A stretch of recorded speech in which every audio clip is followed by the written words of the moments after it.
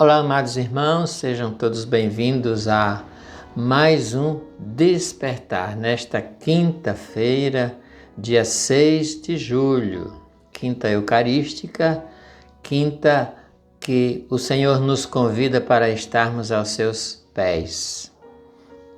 Estamos na 13ª semana do tempo comum e nós continuamos fazendo aquela caminhada com Jesus através do evangelista Mateus. Estamos no ano A e o ano A trabalha sempre o evangelho de Mateus. Por isso nós estamos caminhando com o evangelista Mateus. Você é convidado a caminhar junto conosco neste dia de hoje. Então eu convido você para que nós possamos rezar juntos, clamar o Espírito Santo para que ele venha nos convencer da verdade e do chamado que o Senhor nos faz todos os dias para estarmos com ele. Rezemos juntos, em nome do Pai, do Filho e do Espírito Santo. Amém. Espírito Santo, amor do Pai e do Filho, inspira-me sempre o que devo pensar, o que devo dizer, o que hei de calar, o que hei de escrever, o que hei de fazer, como hei de fazer, para a vossa glória, para o bem das almas e a minha própria santificação. Ó meu bom Jesus, em vós ponho toda a minha confiança. Respirai em mim, ó Espírito Santo, para que seja santo o meu pensar. Impeli-me, ó Espírito Santo, para que seja santo o meu agir. Atraí-me ao Espírito Santo, para que eu ame o que é santo. Fortalecei-me ao Espírito Santo, para que eu proteja o que é santo. Protegei-me ao Espírito Santo, para que jamais eu perca o que é santo. Amém. Glória ao Pai, ao Filho e ao Espírito Santo, como era no princípio, agora e sempre. Amém. Amados irmãos, como disse, hoje, quinta-feira, a igreja celebra a memória de uma menina, de uma santa que foi assassinada aos 11 anos, Santa Maria Teresa Goretti. Aos 11 anos, ela preferiu entregar a vida do que ceder a uma tentativa de estupro. Uma menina de 11 anos. Perceba que ao longo de toda a história existem pessoas que preferem entregar a vida do que perder a amizade com Deus. Ela é modelo e é testemunho de exemplo de fé. Hoje, nos dias atuais, nem há ainda tanto risco de sermos mortos fisicamente ao professar a fé, ao defender a fé. Mas muitos de nós temos medo e a gente fica, às vezes, contemporizando essa questão e não defendemos a fé como devemos. Com medo, às vezes, de julgamentos, com medo, às vezes, de palavras, com medo, às vezes, de tantas coisas, quando nós temos exemplos na igreja de tantos mártires, tantos santos, tantas pessoas que já são elevadas às honras dos altares e milhares deles que ainda não são, mas que são santos e que entregaram sua vida para defender a fé. O evangelho de hoje, a liturgia de hoje, dá continuidade ao evangelho de Mateus, como dissemos, né? Vamos ver, Jesus sai, atravessa o mar, acalma a tempestade, chega à margem do lado dos Gadarenos, lá ele faz aquela libertação e os porcos se precipitam no mar. Aquele povo prefere reclamar de Jesus e prefere pedir que ele não permaneça entre eles, porque deram mais valor aos porcos perdidos. É assim muitas vezes, irmãos, quando nós valorizamos mais as coisas desse mundo, quando o nosso coração está apegado a tesouros terrenos, muitas vezes a gente acaba excluindo Jesus da nossa vida porque prefere os tesouros dessa terra que se acabam. Perdemos a eternidade.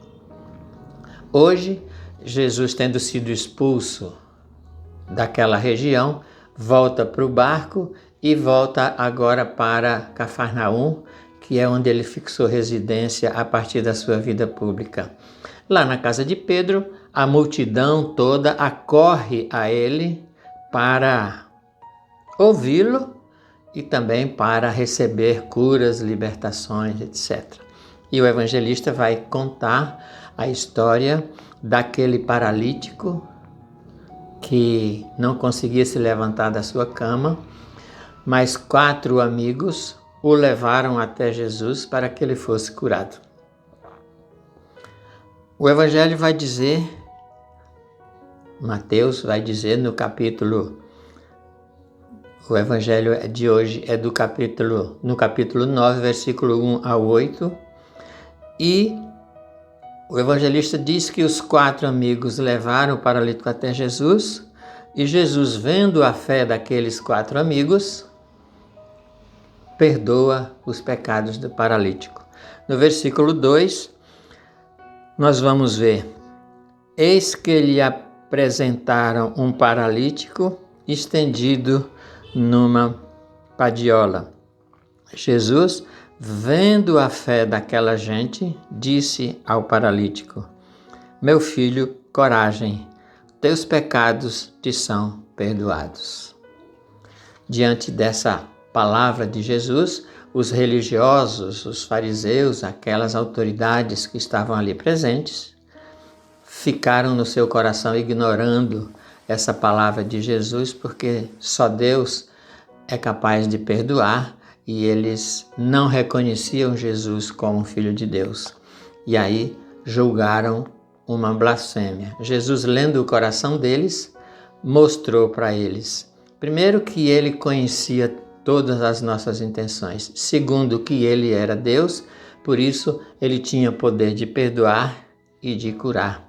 E fala para o paralítico pegar sua cama e voltar para a sua vida. Nós observamos aqui que 3 evangelistas contam esse milagre. Só que Mateus, ele é mais sucinto. Ele não fala que esses 4 amigos que trouxeram o paralítico para Jesus tiveram que encarar muitos desafios para apresentá-lo a Jesus. Marcos e Lucas vão dizer que ao chegarem na casa de Pedro, não conseguiram entrar porque as portas estavam tomadas, bloqueadas de tanta gente, da multidão que estava ali por todos os lados. Eles não se deram por vencidos. Eles subiram no telhado, abriram uma passagem no telhado, estragando até a casa de Pedro, e fizeram descer o paralítico na frente de Jesus do telhado.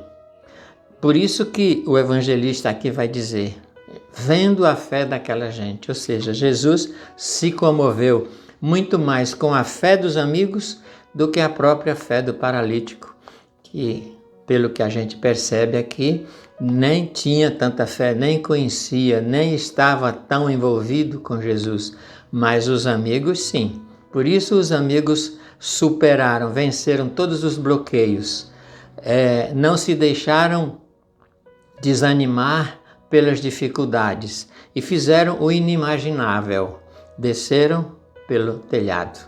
E aí Jesus vai realizar a cura, muito mais pela fé dos amigos do que mesmo pela fé daquele que estava necessitando da cura. Nós podemos e devemos tirar uma grande lição de tudo isso. Jesus vai nos ensinar que nós podemos ajudar as pessoas e ter fé pelas pessoas para que elas sejam curadas e recebam a graça de Deus, a graça do perdão e a graça da cura e da libertação. Mas nós precisamos também tirar a lição daqueles 4 amigos. amigos de verdade, amigos que superaram todas as dificuldades para levar o paralítico até Jesus. E nós somos capazes de enumerar entre as nossas amizades 4 amigos desse jeito, amigos de verdade, que farão de tudo, que não desanimarão em momento nenhum, mesmo que encontrem as portas fechadas, mesmo que encontrem barreiras, incompreensões, mesmo que as pessoas reclamem. Nós temos 4 pessoas, 4 amigos capazes de nos levar até Jesus, superando todas as dificuldades. Por outro lado, nós somos amigo de alguém, as pessoas que nós consideramos amigos, nós somos capazes de também fazer tudo, superar todas as barreiras para levá-los até Jesus. Essa lição nós precisamos aprender hoje aqui. Quem são nossos amigos? Existem muitas pessoas que caminham conosco que nem sempre são capazes de nos ajudar dessa forma. Outros até acabam sendo pedra de tropeço. E muitas vezes nós também podemos ser pedra de tropeço. Então nós precisamos começar a entender e a perceber que o Senhor nos chama para vivermos uma verdadeira amizade. E amigo de verdade não é aquele que nos leva para as baladas, ou para as festas, ou para essa ou aquela diversão. Amigo de verdade é aquele que nos leva para Jesus e que supera qualquer dificuldade para nos colocar diante do Senhor. São essas as amizades que nós devemos buscar e preservar. Nos dias de hoje, não é fácil encontrar amigos assim, mas é preciso que nós saibamos eleger os nossos verdadeiros amigos. E é necessário que nós tenhamos esse discernimento para que nós possamos nos ajudar todos a chegarmos até Jesus e a recebermos dele o perdão e a cura dos nossos pecados.